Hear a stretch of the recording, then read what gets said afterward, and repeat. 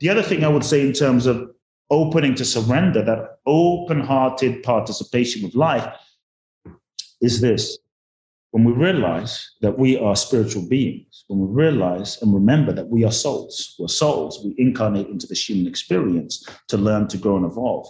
All of life is really a classroom for our soul's evolution. And every relationship, every experience, no matter how challenging, difficult, heartbreaking, is part of the curriculum for our awakening, part of the curriculum for our evolution and growth. And so when we realize that life is about growth and evolution of our souls to become more of who we really are, then even if the situation is challenging, even if the situation is incredibly difficult, part of the surrender to the process of what we're going through is the ability to focus on not just what's happening, but the ability to focus on what is the lesson that my soul is seeking to learn in this situation? What is the lesson that my soul is seeking to learn in this difficult relationship? Because if we can learn that lesson, then we can surrender to going through that experience with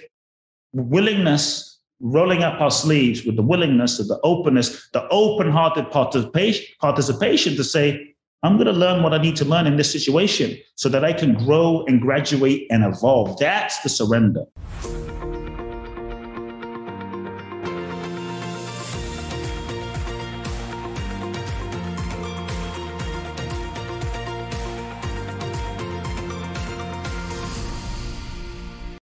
Now to welcome the author and my guest, Kute Blackson. Kute is a beloved international speaker, transformational teacher, visionary, and guide. He's the author of the national best-selling book, You.Are.The.One and the Magic of Surrender.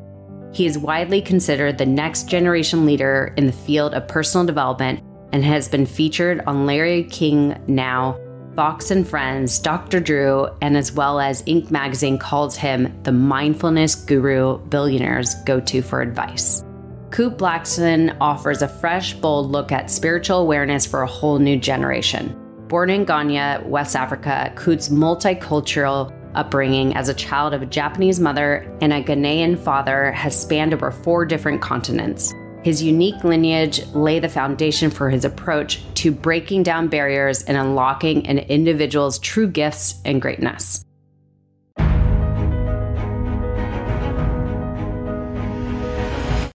Kute Blackson, I am so honored to have you on the podcast. Like I was mentioning, just to be able to make the time and for you to show up on my podcast is such a pleasure, such an honor.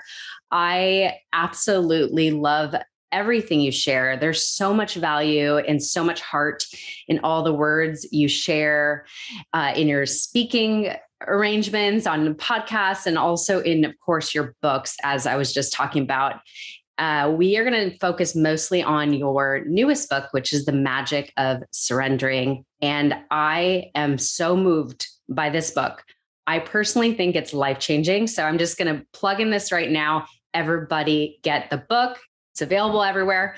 I read most of it and I'm moved. I'm truly moved. So anyways, thank you for being on the podcast. Thanks for having me. Appreciate you. Of course. Well, let's begin. So as I mentioned, most of this is going to be based on the magic of surrendering, which I believe is so timely. And I know you didn't exactly intend to write this book based on the current situation we're dealing with the COVID and the pandemic. So let's just start there. What inspired you to write this book, Magic? Yeah, this wasn't the book I expected to write. It wasn't the book I anticipate writing.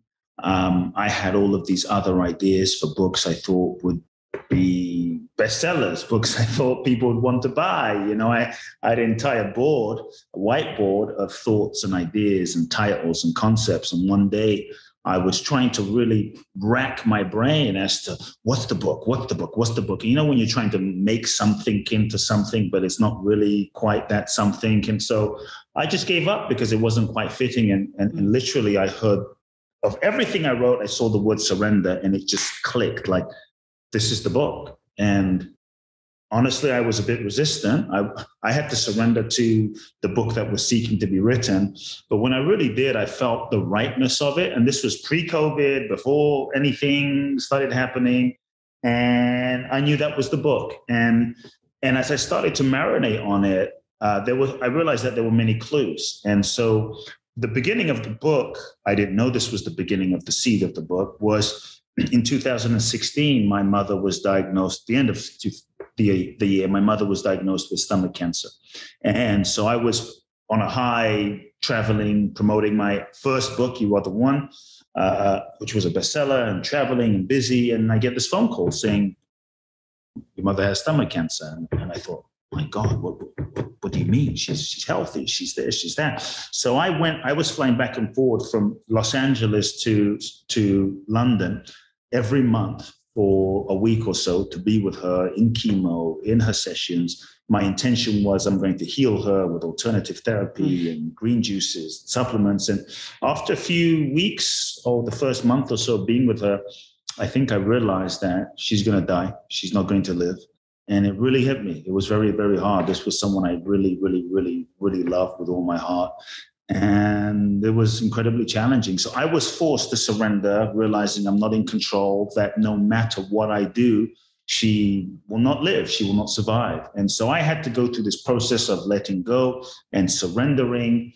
And it turned out to be a very challenging year, but also very difficult year because challenging, difficult, but I would say also the best year of my life, because it was in the surrender that I think I really embraced the preciousness of every single moment I had with my mother. I realized, because I wasn't resisting, I wasn't even hoping. I was just, she's going to go. I surrendered to that. And so every conversation was the last conversation. Every time I sat with her was the last time. Every time I saw her drink tea, basic thing that I never appreciated was so valuable. And so it turned out to be such a blessing and a special year. And I remember telling my mother, it's weird, but I thank cancer. I'm regretful that I waited for this moment to spend this much time with my mother, but I actually thanked cancer for the blessing of giving me this depth of connection. And about 5 months into the process, the doctors finally said, look, there's nothing we can do. You have either weeks, months to live. It's not going to be that long. So get your affairs in order. And two things happened. I looked at my mother and I said, are you afraid? And she looked at me unequivocally, no fear. And she said, I'm not afraid, because I know I'm not just this body, that what I am is a soul that will continue once this body drops, and I'll be with you. And she just had zero fear. And then I looked at her and I said, is there anything I can do for you to make your final days pleasant? What can I do? What do you need? And this is, I think, when the seed of the book was planted. She said, there's nothing that I need. There's nothing that I want. She said, all that I want for my life at this moment is what God wants for me. And the simplicity of that statement really hit me, because she was not sad. She wasn't crying. She wasn't unhappy during this entire year. She was in complete peace. And in that moment, I saw that the key to her peace was she was in absolute surrender. She wasn't attached to living. She wasn't attached to dying. She was just open to life, open to the highest unfolding of her life. And so when she passed away, through that grieving process, I started to reflect on her, reflect on my life. I started to reflect on all the great ones: Jesus, Buddha, Bruce Lee, Muhammad Ali, Bob Marley, Gandhi, Mother Teresa, Mandela, all of the great ones that had huge impact on the world. And I really saw that the key to their greatness, the key to their impact, was the fact that they all, at some point, surrendered to life, surrendered to their soul, surrendered to the deeper vision and mission that was seeking to express through them. And I think that was the magic, that was their greatness. And so somehow, as I started to take a step back and look, wow, Surrender is the book that I feel I am born to write, that my entire life has prepared me to write. Then I really started to reflect, because I saw that I think in our culture today, there are so many misconceptions about surrender. We think that surrender is weak, that surrender is passive, that if you surrender, it means giving up, you're going to be a doormat, you're going to be taken advantage of, that you won't be able to manifest your goals, your dreams, desires, you're going to be homeless and have to move to India or the Himalayas or somewhere. Like surrender doesn't have this great connotation, but what I'm actually saying is, well, if you surrender, it's a reframe of surrender. But if you surrender, what if you got more love, more than you could actually imagine or create with your mind? And so, just to really clarify the conversation, surrender is to let go of what's not really aligned or working. Surrender is to stop trying to control life. I think we've been seeing in the last year, we're not really in as much control as we thought originally. Like 2020 didn't go according to, I think, most of how we planned, right? And so surrender is to stop trying to control every little thing. I think control is the master addiction and a source of suffering. Surrender is to stop trying to force and manipulate life to fit our small idea of what we think it should look like. Surrender is to really be open to the unknown. I think surrender is not laziness. Surrender is not simply passivity. Surrender is the willingness and the courage to be who we really are and to stand for what we know is true. Surrender is the willingness to love fully with an open heart, despite the risks. Surrender, I think, is that willingness to, it's a responsibility and it's a commitment, to commit to that purpose that we feel in our soul that is bigger than ourselves. And so I really believe that when we surrender, we open to life, we open to the highest possibilities. And that's when we transcend ourselves and life can manifest through us. Life can create through us. Life can use us in ways that we couldn't even imagine. And we move beyond the old paradigm is really about the ego-based model for creating life, which is, what do I want, right? What do I want? What do I want? Yeah, we can create life based on what we want or what we think we want, this sort of personal power. But I think many times we get what we thought we wanted only to be dissatisfied, or we get what we thought we wanted only to realize that what we thought we wanted was not what we really wanted. It was just what we thought we wanted based on who we thought we were. And so many of our goals were just kind of projections of our conditioning or unmet needs that we thought, well, if I can achieve that thing and get that thing, then I'm going to be happy. And it's never fulfilling.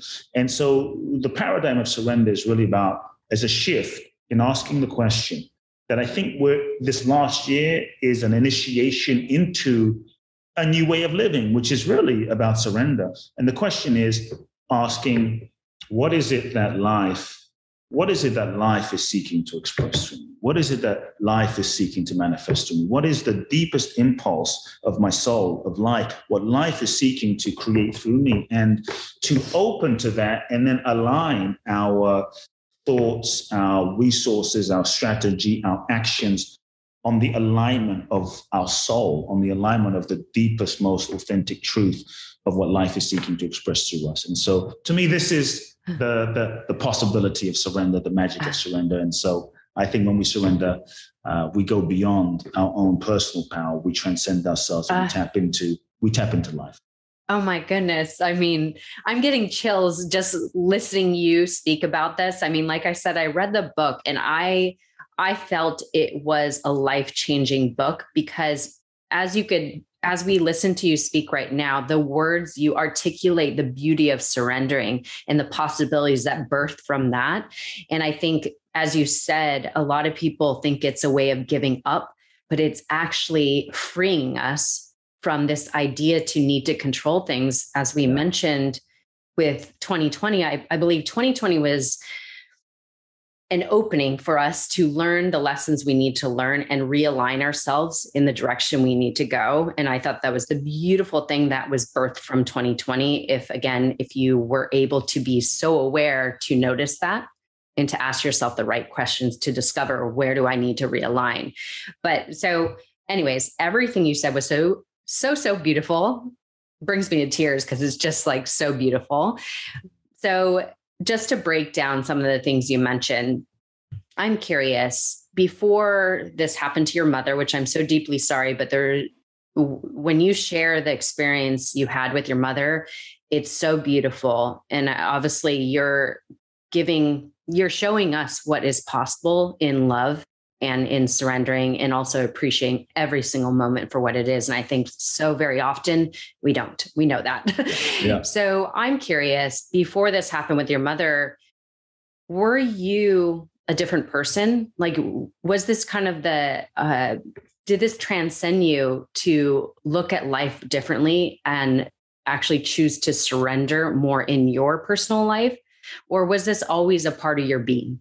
It was I think it was always a part of my life, living in surrender, living this way, because, in so many ways, my father's a minister. And so my father's a healer. And so I grew up as a kid around, like my first memory, one of them was being an 8-year-old kid lost in the crowd in Ghana, West Africa, seeing a crippled woman picking up the sand that this man walks on. She couldn't walk, wipes it on her face and stands up. Week after week, I grew up seeing a person in a wheelchair come, and my father, the guy whose sand this woman picked up, would look at a woman in a wheelchair and say, "Hey, why are you in this wheelchair? Stand up." And the woman would say, "But I haven't walked in 10 years, stand up." And this would go back and forth, and they would stand up. A person with crutches would come, and he would say, "Why do you have these crutches?" "But I haven't walked." "Throw your crutches away." "No, throw them away." But and they would start walking. And so I grew up around miracles, and I grew up around, let's say, the possibilities, my mother and my father, examples of surrender. But, when you're a kid, you don't really think about it. You don't really appreciate it. You don't give it much thought. It's just life. It's just what you're used to. You brush your teeth, you eat your food, you go to school. Hey, miracles are happening. No big deal. And so I think a lot of my life has been a process of surrender throughout my life. But I think this was just another level of deepening into that, another initiation into that, and a realization that this is what really part of my life is about, and part of the message that I'm really, part of the purpose of my message of what I'm really here to share. And so it's been a deepening in that. And it's funny because since I wrote the book, COVID hit, it felt like another level of surrender, where I was in LA for 20 years. I left LA, which I never thought I would ever leave. That was a huge surrender, because I thought, wow, I'm as LA as you can get, in terms of like LA is my home. And so leaving LA was a huge surrender, not something I wanted to do. I had a house in Phoenix. So I went to Phoenix, stayed in Phoenix, not something I wanted to do. Was there for pretty much a year, broke up a relationship, which was another level of surrender, ended up selling my house in Phoenix, ended up moving to Miami, ended up letting go of my office in LA. All these things, surrender, and that just kind of kept happening. And so for me, it's been a deepening of what is it to, and I think part of surrender too is the willingness to really trust deeply and embrace the unknown. That's really what it is. And one of the things that we have to let go of, which I've been deepening in letting go of, is the need to know. The mind, we have a need to understand what something means, understand where something's going, make sense of things. And I think part of surrender is the willingness to not know what something is, not know what's happening. And in that, allow life to lead us, which I think is a whole new way. And so for me, it's that deepening in allowing life to lead me. Like, what would it be to live life without any clue, without any sense of what's going to happen, without any sense, and complete trust in this intelligence of life? So I say, like, there's real surrender and there's fake surrender. Just in case people are trying to figure that. So fake surrender is a sense of like, well, I'll surrender, Erica's, if I'll let go of the relationship, and I'll surrender if they'll come back to me. so that they'll come back to me. You got to let them go so that they can come back. So I'll surrender so that they can come back. So there's a level of surrender with expectation, with attachment, with conditions, right? So that's limited surrender. That's kind of a fake surrender. Real surrender is when you really feel the authentic impulse of life moving in a direction. You feel your inner guidance moving you in a direction. You feel this deep knowing that you have to release and let go of that situation, that job, that relation, whatever it is. And it's true. It doesn't make sense. You don't know where it's going. You don't know what's going to happen. You don't know the outcome. And real surrender is when you feel the truth of something, of what you need to do, and you move in that direction without the need to project any outcome, any future possibility, any expectation. So you have no idea what will happen to you on the other side. And there's no projection of, well, if I let go, I think this and this and this and this is going to happen. It's more a sense of, I have no idea. That can be a bit scary, but that is opening to real magic and real infinite possibilities. Because when you don't project, like, if I surrender, this should happen, that should happen, then there's no projection from your past into the future. In terms of what might happen now, because there's no projection, there's no limitation, there's just total openness. And so real surrender often is when you actually have no idea what's going to happen on the other side, but you know that this is the direction you have to go. And I think that's been part of my path of just deepening in that. And life has turned out really unexpectedly and amazingly, and I think beyond. And so I think that's the magic. That's the magic. So beautiful. So for the control freaks out there, which there are a lot of people that like control. I have a couple questions to this. First of all, where do you think control stems from for people? Control is a master addiction. And control really stems, and nothing wrong with control, because there is a place for it. Like if I'm getting on a plane and I speak to my pilot, I would like him to be in control. If I get in an Uber, I would like the Uber driver to be in control. So it has a place, right? But many times we're so busy trying to control things in our life that we really have no control over. Just thinking about the other person, trying to control the government, trying to control this person, that person, we don't have control over so much of our life. Look at last year. We had all of these great plans for 2020, and boom, in one swoop, that shit went out the window. We didn't have for the world, which is for the world. And I think it's just life in a spiritual sense, spiritual process, reminding us you're not in as much control as you think, And so I think control stems deeply from the egoic aspect of us. Control stems from our lack of trust in life, our lack of trust in this intelligence that is life. Look, from a very young age, control we get conditioned into a paradigm of control. So just so I think we have a context of how it comes into being. As children, we're born, these beautiful souls, into this amazing existence. So we're born into a framework, a preset framework of conditioned patterns, generational patterns, that are passed down from parents, grandparents, etc. So here we are, these free beings, we're born into life.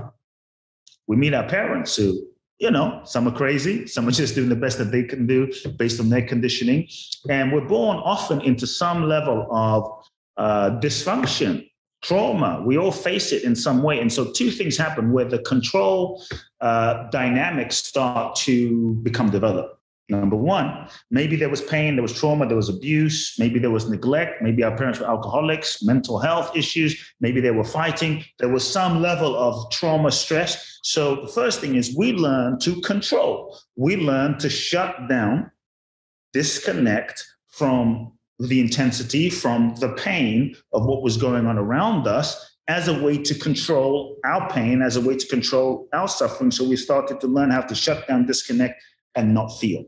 Because we think it's keeping us safe, right? To ultimately keep us safe as a protection mechanism. So we start to control and figure out ways to control our emotional experience of what we feel, because when mom's not there, or mom's beating dad, or dad's, an alcoholic, or what, it's too painful to feel. So as a way to manage our feelings, we start to control and suppress, disconnect, shut down. We start developing walls and erecting all sorts of things in our heart to just not feel what's going on around, ultimately to function and survive. It's really a survival mechanism of control that we learn to it's survival. Works for us maybe when we were 5, maybe when we were 10, maybe when we were 15. But when we take these sort of control mechanisms into our adulthood, 25, 30, 35, 40, 45, 50 and on, it starts to limit our ability to express, our ability to be intimate, our ability to connect, our ability to be in relationships. So there's limitations. So this is where control kicks in from the very beginning, but it has a positive intention. So I think it's important that we acknowledge the feelings and the ways in which we've learned to control our emotional dimension to function and survive. Then we start learning all sorts of ways to go into the world. And maybe dad was like, hey, girls don't act that way, or boys don't cry, or we were a certain way and there was a certain response that was negative. So we started to learn all sorts of ways to get love, validation, and approval.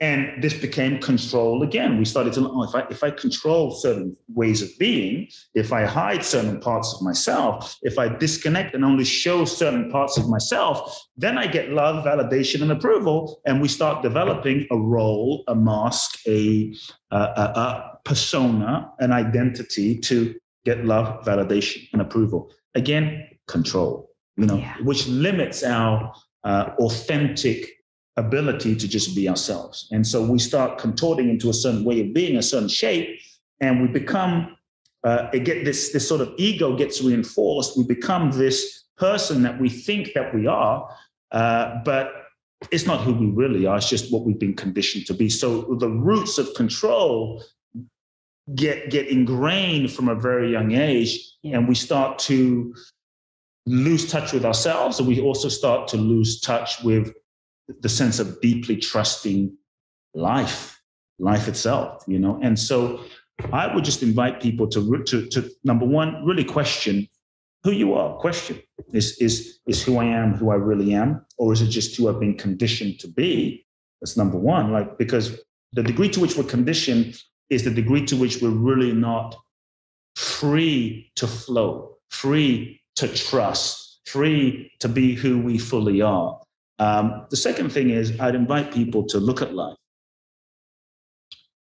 If you really look at life and you have a hard time, let's say, trusting life. So you went into control. Maybe you had a hard time trusting that it was safe at home, went into control. Now you have a hard time trusting that it's safe in life. So constantly on edge and in control. I would say acknowledge that part of you, acknowledge that positive intention, and really bring loving to that part of you. And safety to that part of you inside. But in terms of life, I would also say, if you really observe life, if we really observe the nature of life,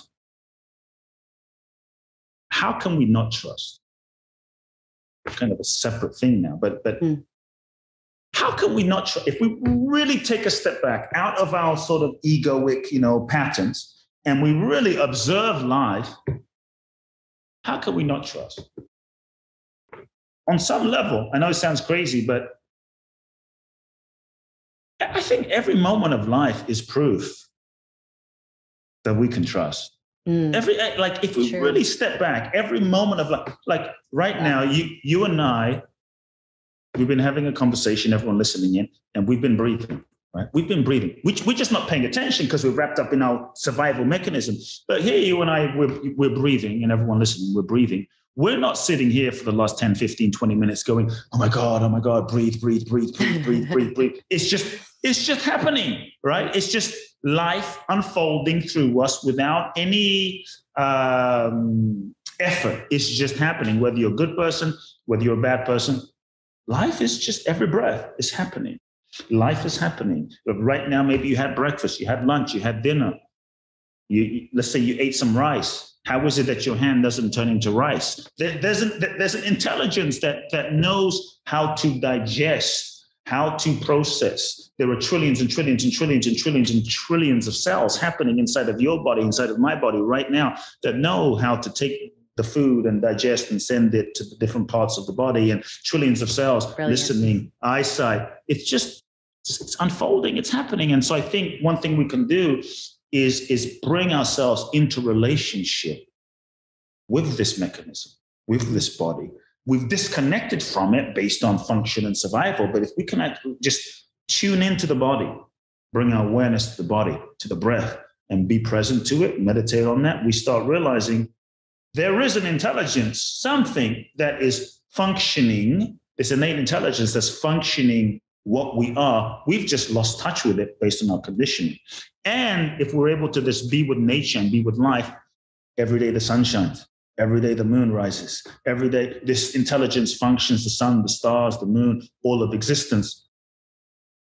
What is this intelligence? How do we not trust life that is happening every moment? Every moment it's happening in front of us. And so I think when we can just be with life and observe nature, we get into, we get so locked into our conditioned identities that we start disconnecting and forgetting that we are also a part of nature. We are a part of this whole kind of flow of nature. We actually trust Siri on our phones more than we trust life. Like Siri says, turn left. We don't question Siri. We don't like, hey Siri, are you sure? No, we turn left blindly.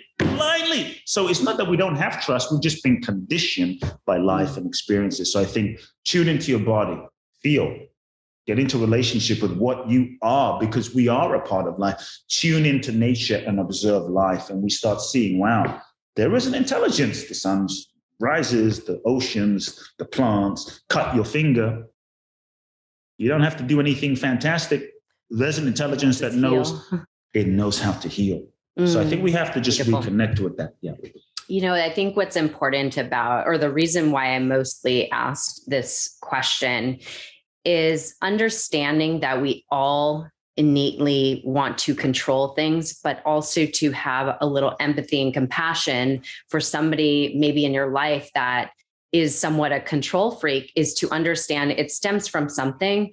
And don't, obviously we all have to evolve, and we have to evolve on our own without somebody else trying to control us. But to have that understanding that we all innately have developed this because of how were either raised or our traumas. So to have a little compassion. I think that's super important, because I feel a lot of my life, especially when it came to relationships, I wanted to somewhat control the outcome because it was what I desired. And I realized one of my lessons was, anytime I would control anything outside of me, I would lose control of everything, even myself. And so I think that's super important, is that control, it puts us in chaos almost. So this whole idea of where I want to kind of lead this into is surrendering. Of course, get to the place of surrendering. So we have learned, especially during the pandemic, that we don't have control of so much, like it's an illusion, right? So the idea of how do we get to the point of surrender? So if you could kind of, for the person that is just like overwhelmed, like they have to make this decision to change this job, they're not happy, they're in a relationship that maybe is just not where they wanted to be. Or, as we know, a lot of people had breakups during the pandemic. And I hate to bring in the pandemic, but it's a good example of all these things that put us into needing to surrender. So for somebody that just needs to make decisions, are not happy where they're at, want to make the change, but they are so afraid of this uncertainty, how can they move into surrendering so that life could just unfold and life could actually work through us? There's a couple of phases that I think I would probably just share. But one of the first things that I think that we can do in the process of life, process of surrendering, is one of the things that keeps us stuck, I often say, are all the ways we lie to ourselves. in all the ways we actually don't tell ourselves the truth, tends to keep us stuck, tends to keep us blocked, tends to keep us unfulfilled. And we stay in situations that aren't right.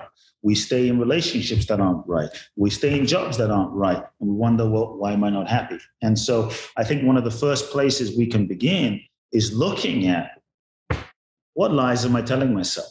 You know, if you're in a relationship and you know it's not aligned deep down, you know it's not aligned, or you're in a job that is not an expression of your integrity or your purpose, and it just doesn't feel right, it's like really take a moment to get honest about that. So what lies am I telling myself? Really feel that, be with that, experience that, acknowledge that. Sometimes we are afraid to surrender to the truth and acknowledge the truth because we're afraid, oh shit, what will that mean for my life? What will be the consequences? So because we're afraid of those consequences, we kind of resist the truth and we stay in the lie as a protection mechanism from having to make a decision. So I would actually say, acknowledge the truth and take the pressure off of yourself in terms of having to do anything about it. Take the pressure off of yourself in terms of having to take an action. Just the willingness to tell yourself the truth without any pressure of having to take any action frees you up to be in relationship with the truth. So that's really key. So no pressure. You don't have to do anything. Just acknowledge the truth. So, okay, I'm in a relationship and I'm not in love. Don't have to break up. You don't have to do anything. You can just be with what is. That's the beginning of surrender. That's the beginning of change. That starts a process inside when we can be in relationship with what is without any resistance or justification or denial. Then I would say for people to sit with looking at, what am I pretending to not know? What many times we play this game of being confused. Like, I'm not sure, I'm confused. And deep down, we know, we have a sense of the truth. And then I'd have people sit with the question of, what is the lie that I'm telling myself? What is it costing me? There is a cost, and we often feel pain. That pain is a blessing. That pain is a signal. The pain that we feel is simply showing us where we are not in alignment. The pain that we feel is simply showing us where we're telling a lie, where we're not being in integrity. And so what we tend to do as human beings is we avoid the pain, we suppress it, we disconnect from it, we drink it away, work it away, sex it away, social media away, shop it away. We distract ourselves so that we don't have to feel the pain, which just keeps us stuck, perpetuating. So if we can just allow ourselves to get into relationship with the truth and the cost and the pain and feel it, that begins a process inside of ourselves. That starts something inside. It starts us feeling it. And so when we're not telling ourselves the truth, when we're not living authentically, when we're living a lie, when we're betraying ourselves, when we're stuck in some way, it's meant to be painful. Like it's not meant to be, like, we're not meant to, like, well, I'm lying to myself, I'm disconnected from my truth, I'm in a relationship that I know is not right, and I'm feeling happy. It doesn't go that way. So the pain is a signal that's showing us where we're off, that we have to have the willingness to just acknowledge, this is the lie I'm telling myself. And when we can sit with that, that begins a process inside. There's a few phases, and one of these might help. So that first phase is typically when we feel something, we're in denial. That's kind of phase one. We're in denial. Maybe we're just living our life, or we're so afraid that we're not even acknowledging. We're just in denial. That's where a lot of people are at, and we stay stuck there. Then we start moving into questioning. So we begin to question, well, maybe there's more. Maybe the life I'm living is not the life I'm meant to be living. Maybe it's something different. Maybe this relationship's not right. So the questioning begins, but the ego, our perceived sense of identity, sense of who we think we are, the ego kicks in, and the next phase happens. We start resisting. We start resisting the change. We start resisting the surrender. We start resisting, like, because we're afraid of, oh shit, what will happen if I truly acknowledge and surrender and let go? And to me, the resistance is a sign that there's some growth there. right? So I don't see resistance to surrender as bad. It just means we're growing. It's like stretching. We're growing beyond. So embrace the resistance. Don't resist the resistance. Acknowledge the resistance. So resistance kicks in. But then we move to the next phase where we start to negotiate. And that's that this can get tricky because we can stay stuck in this phase for months or years. Well, true. Maybe they're not so bad. Maybe the relationship could work. Maybe I can change and they'll be, maybe we start negotiating with our destiny, who we are. There comes a moment, though, in this phase of negotiation where we realize that no matter how much we negotiate, things aren't going to change. The other person is not going to change. The spouse is not going to change. My health is not going to change. Unless I do these things and let go, nothing's going to change. This is a profound moment where we come into, where we have to face the reality and move into acceptance. This is the next step in terms of the pathway to surrender, where we come into a place of, okay, this is what it is. I am who I am. The situation is what it is. We start coming into acceptance. In order to change something, we have to move into relationship with it, and that's acceptance. And so acceptance, though, doesn't mean surrender. I want to make clear. A lot of people stay in the zone of acceptance thinking, I'm surrendering.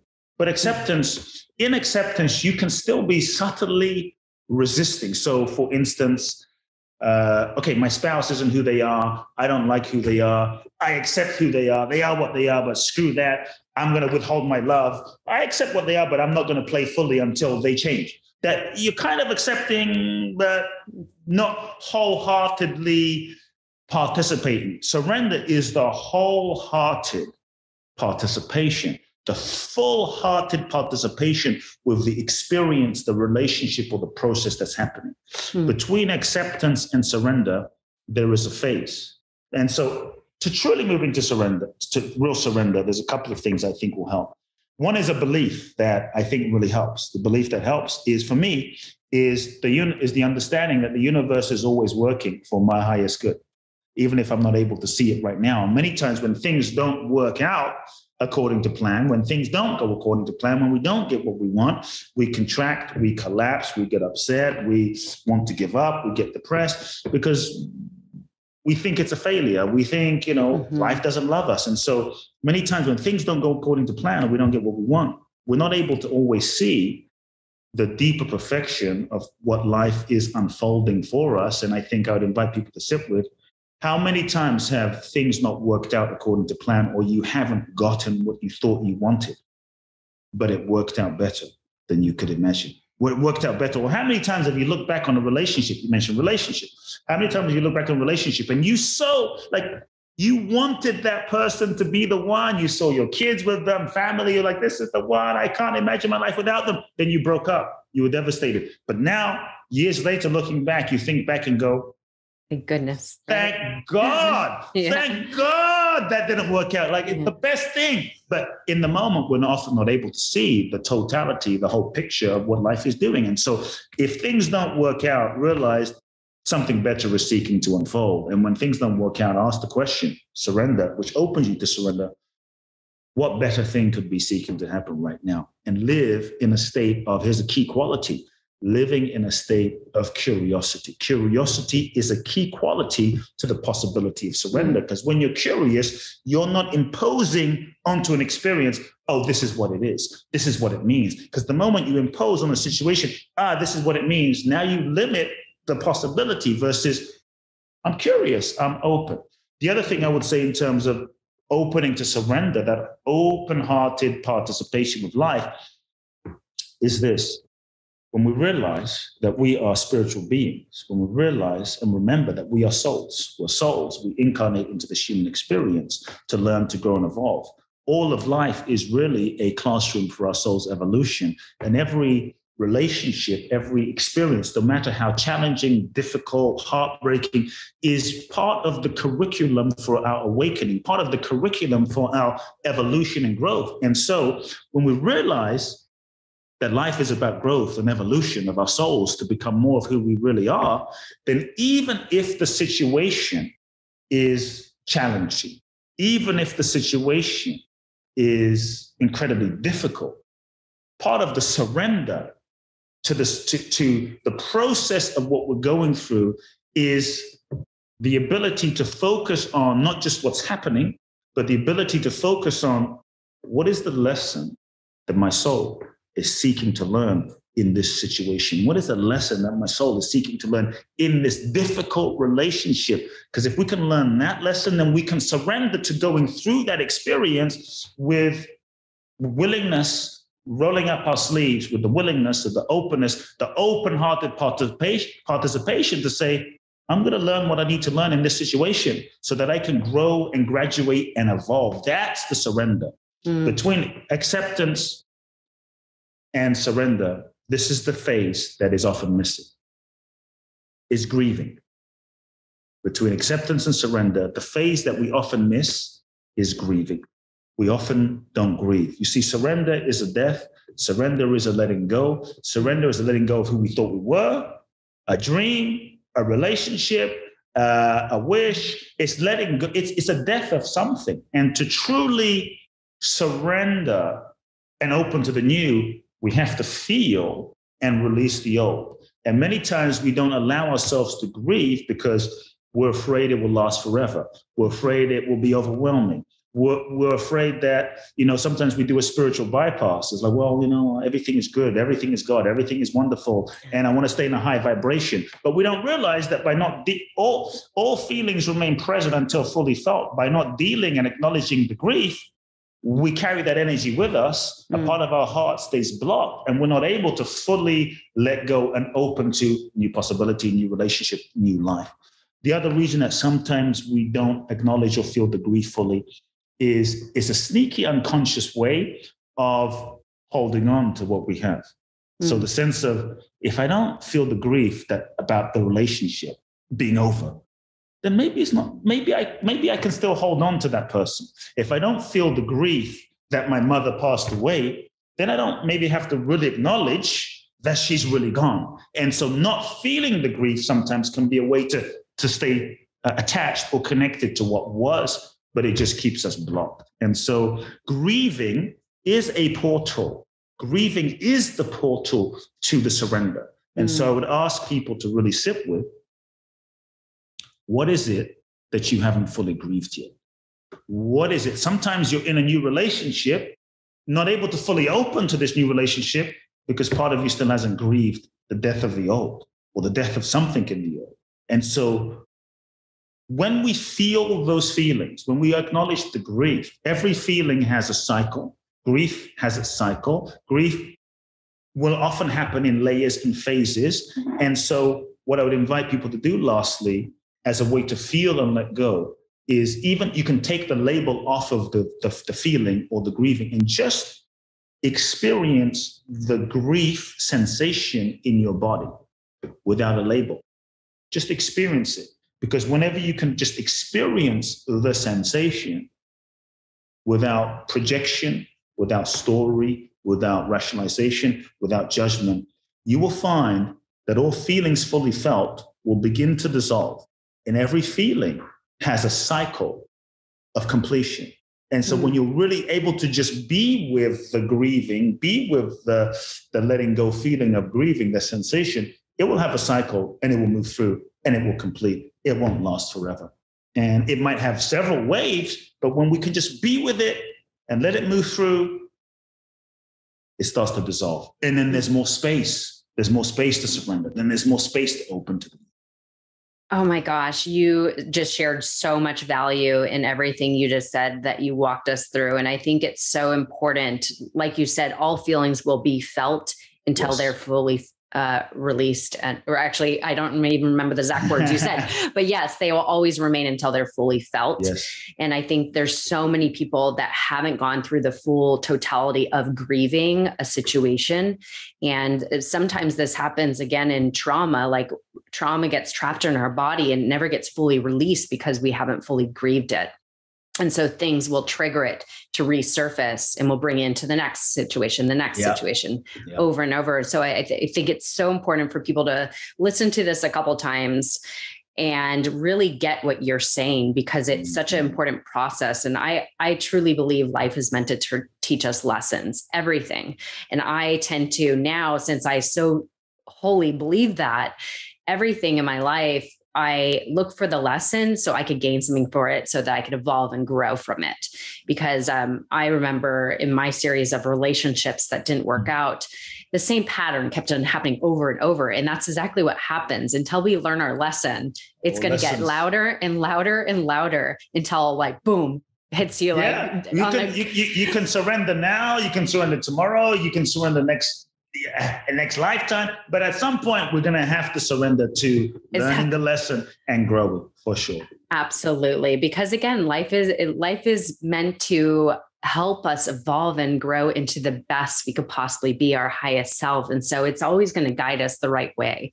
Yeah. And so if it happens to be like, knocks you to the ground, it's meant to serve you regardless. Yeah. And talking about manifestation. So as you were saying, some people like to stay in this positive vibration, and when they're trying to manifest something, and I know you speak a lot about manifestation, and everybody says things differently when they're speaking about how to manifest things. And I think one of those key points is the surrendering. And so how could somebody that is trying to manifest things into their life not get this idea that surrendering is a way of giving up and not in the direction of manifesting what they desire? Yeah, I mean, look, part of surrendering is to feel the deepest, most authentic truth of your being, the deepest, most authentic truth of what is aligned, the deepest, most authentic truth of what it is that you really, really, really, really, really, really, really, really want, truly want. Not just what you think you want, because many times we're just trying to manifest what we think we want. Mm. And that's why I said, then we realize, oh shit, well, not really what I wanted. It's just what I thought I wanted, but I wasn't really in touch with who I really was. And so often what we're trying to manifest is an illusion. What we're trying to manifest is a projection of unmet needs from childhood, from our conditioning, from our pain, from our trauma, et cetera, et cetera. So many times what we're trying to manifest is not even authentically what we want, which is, number one, why it doesn't manifest. Number two, why it manifests and we're dissatisfied. Number three, why it manifests and we sabotage it or we don't sustain it because we realize this is not what we really want. So part of surrender is to first feel the most authentic truth of who we are and what is it that is seeking to manifest. What is it that truly we are here to contribute, to express, to manifest and serve and align with. And then when we feel that, going in that direction, aligning our intentions, our actions with what's true, not what's untrue, not what's superficial, with what's most true, then we are in the flow. Then we are in alignment. Then we truly be living authentically. Then what we're able to manifest is now authentic because we're in the flow of our deepest authentic truth. That's, to me, the key. And when we're aligned with our deepest truth, that's when life and nature begins to support us. That's when life and nature begins to coordinate and synchronize, because we are working now and manifesting now in harmony with the flow of life.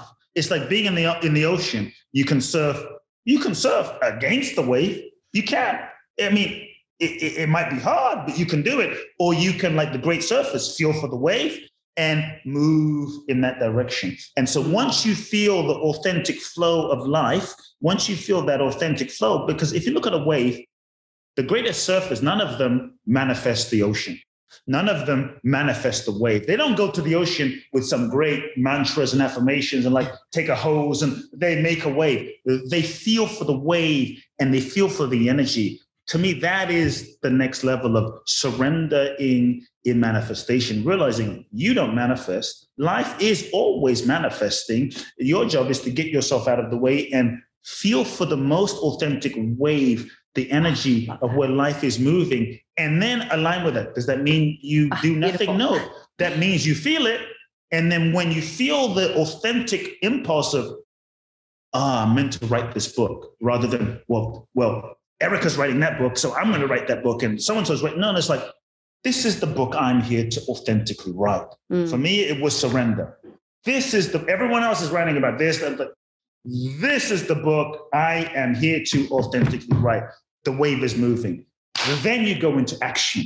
Then you act. Then you give 100%. Then you work 24 hours if necessary. But what you're working for and towards is an alignment with life and the flow. That's when things happen. And I would say when you then take action, don't get attached to the outcome. Because sometimes the goal is not simply the goal. It's just a necessary trajectory and puzzle piece of the journey that your soul needs to go on so that you can learn, grow, and evolve. That's the key. And to me, manifesting isn't about making things happen. It's really about letting go of the mental, the emotional judgments, blockages, so that you can be as clear as possible to tune into the flow of life. And when we surrender to that level, you realize it's not you that manifests, it's life that manifests through you. And if you look at any of the great ones, Buddha, Jesus, Bruce Lee, Mandela, life lived them. Life manifested through them. And what they were able, for those that might be wondering, well, will I get my goals, dream, desire? Will I be able to, look what life did through Mandela. Look what life did through Mother Teresa. Look what life did through Muhammad Ali. Look what life did through Martin Luther King. It was more than they could have done with their own intention. Way more. And so that's the invitation. It's like a next level, a good life or a great life. I think it's so beautiful. And I think that's one of the questions that you said early on is ask yourself, what is life trying to express through me, opposed to what's my purpose? And actually touching on purpose, because I know you speak a lot about purpose, and a lot of people ask, what's my purpose? And they'll spend years trying to figure it out. I know I did personally. And so I know you speak a little differently about this, as purpose is not something we find, but it finds us. Yeah. Can you touch on that a little bit? Yeah, I would actually tell people to stop trying to seek their purpose. On a spiritual level, the purpose of life is life. The purpose of life is this moment. The purpose of life, we kind of touched on it earlier, is we're souls that incarnate to learn lessons. So the purpose of life is the evolutionary journey that we are on to learn, to grow, to evolve, to become more of who we are.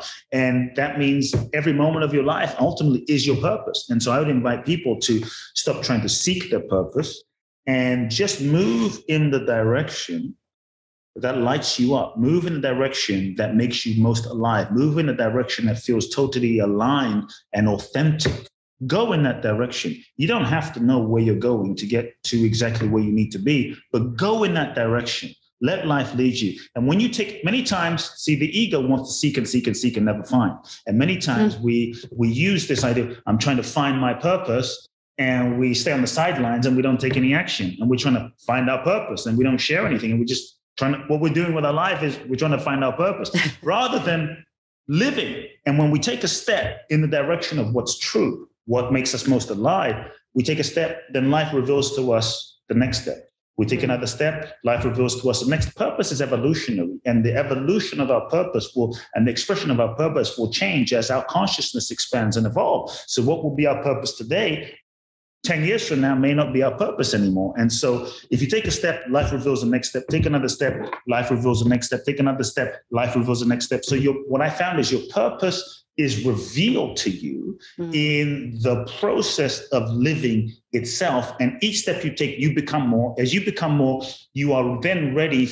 for the next level of your purpose. But if you don't take the step from the sideline trying to figure it out, you never grow and evolve to become mentally, emotionally, spiritually ready for the next level of your purpose. So every step is part of the preparation to get you ready, to ripen you to be able to live the purpose while you're here. So what I would say just finally is for people to reflect on. I know lots of folks that say, I want to make a massive difference. I want to cause a revolution on the planet. I want to transform the entire oceans and all the continents, but they can't help the person next door because they're looking for this big purpose that they haven't found, when life is providing so many invitations to us wherever we are. And so I would say, start exactly as you are, where you are, by just beginning to respond to the need that is in front of you right now. And that might begin with your mother. That might begin by carrying, the groceries of the 85-year-old neighbor next door to you. That might start by just cleaning your street. That might, so it doesn't have to be this big thing, but start where you are. When you start where you are, you learn what you need, and then you raise your consciousness and you become more ready to handle more. But if you can't handle 1, how do you handle 10? If you can't handle 10, how do you handle 100? So I would just tell people, start where you are, go in the direction.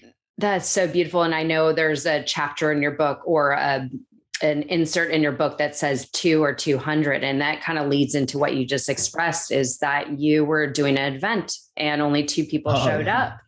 And you gave it your all, but you could have canceled. And I think a lot of people could relate to this. Let's say entrepreneurs starting something new, especially, you want it to be really impactful. You want a lot of people to show up. You want a lot of people enrolling, but then only 1 or 2 show up. If it's really about service, if it's really about making a difference, if it's really about that, I mean, that doesn't mean it wouldn't be great to have, reach more people, depending on where we're at. But if it's really about service, we have to serve whoever's in front of us. And there was a day, when I was beginning my career, when 2 people were in my audience. 2 people, and one of them was my friend. So they're really one person. And I come out to the audience and I'm like, and I went to cancel the event. And my friend was like, because I said, no one's here. And she looked at me, she said, what do you mean no one's here? We're here. And we want our event. And I literally went to the bathroom and I started crying because I thought, oh my God, I'm a complete failure. But I realized she was right. If it was really about serving people, then even if I can touch 1 person, it makes a difference. And many times we don't begin because we think, it's only 1 person. So we don't do our part. I'm only 1 person. But if I say that and you say that and she says that and nobody does anything, right, how's anything going to change? We're always then waiting for someone else. We're waiting for the government, waiting for Santa Claus, waiting for Buddha. We're waiting for someone else to do it, and no one does it. And look at Greta Thunberg, right? The climate change activist.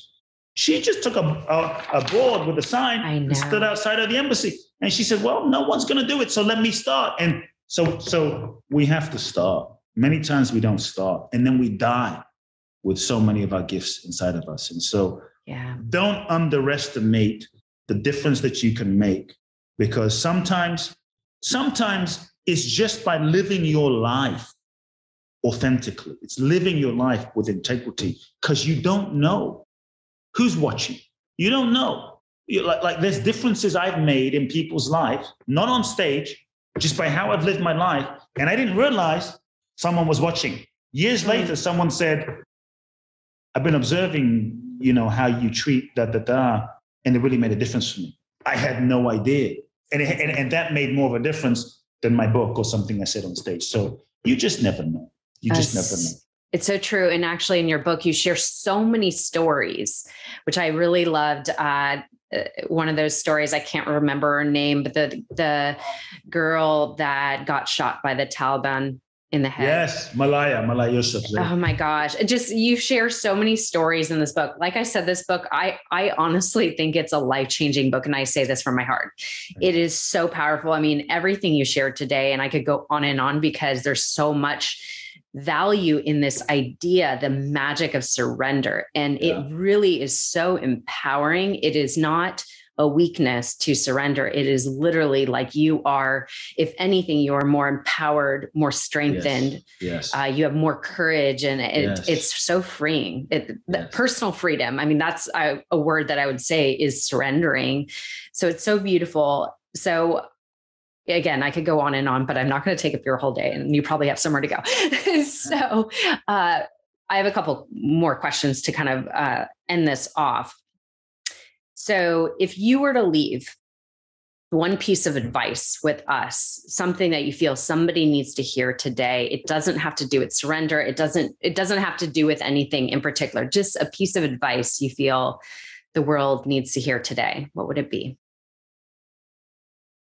You're going to die, folks. You're going to die. That's my reminder to you that you are going to die. Feel that. Meditate on that. Reflect on that. because it's real. It's real. And are you ready? And if not, why not? Many times we live this life like we got forever. We live this life like it's a just rehearsal for some better moment. And we hear about it, yeah. But it's only when the moment comes that we're like, oh shit, I'm not ready. Oh my God. It's the only guarantee from the moment that we're born. Life comes with a little, what's the word? Notice stamp on it that says this will not last forever. And we live like it's going to last forever. And so I would just say, if death came right now, would you be ready? Jesus died, Buddha died, every great one I mentioned died, Bruce Lee died. If all these great ones died, you and I will surely die. And if death came right now, would you be ready? And if not, why not? The people that died in the hurricane or 9/11 or last year or Southeast Asian tsunami, they had no idea that when they walked out that door to go to work, another routine day of life, that they weren't going to come home that night and be able to look their loved ones in the eyes and say, I'm sorry. Say, I really love you. Say, forgive me. I know so many people that are holding grudges to, my mom isn't, my dad isn't, and I'm not going to call them. And I haven't spoken to them in a year and I'm not going to call them because they pissed me off. It's like, you don't have time to waste. I don't have time to waste. The only regret I have in my life, and I've done a lot of amazing things, a lot. The only regret I have in my life, not spending enough time with my mother. Because I thought I had more time, or the trips I wanted to take, the things I wanted to do, because I was so busy thinking other things were important, that I'm like, I've got another 20 years with this woman. We have time. We don't. Every moment of life is sacred. It's not about whether you're going to die. It's about how you're going to live. And so what would you need to do? And how would you need to live so that if death came, you would have no regrets? Because when we die, and I hope everyone here lives a long life, but to me, what is the point of living if we're not truly living? What is the point of living if we're living in fear and living dead? That is not life. And so when we meet our maker, you can't go to God and say, can I get a refund on those 2 years that I was in that relationship that I knew wasn't right? Can I get a refund on those 7 years that I worked that job that I really hated, but I stayed in it just for security? It's gone. On our deathbed, none of that shit will matter. The only thing that will really matter is whether we lived. And so how would you need to live so that you have no regrets? We hear it, we read about it, we know people die, but the moment it happens, that's when we feel it. And so meditate on your death, feel your death, and use it as it's real, folks. Use it as an impetus, as a momentum to really, really, really live. We wait for that special occasion to wear that special outfit for a special occasion that often never comes.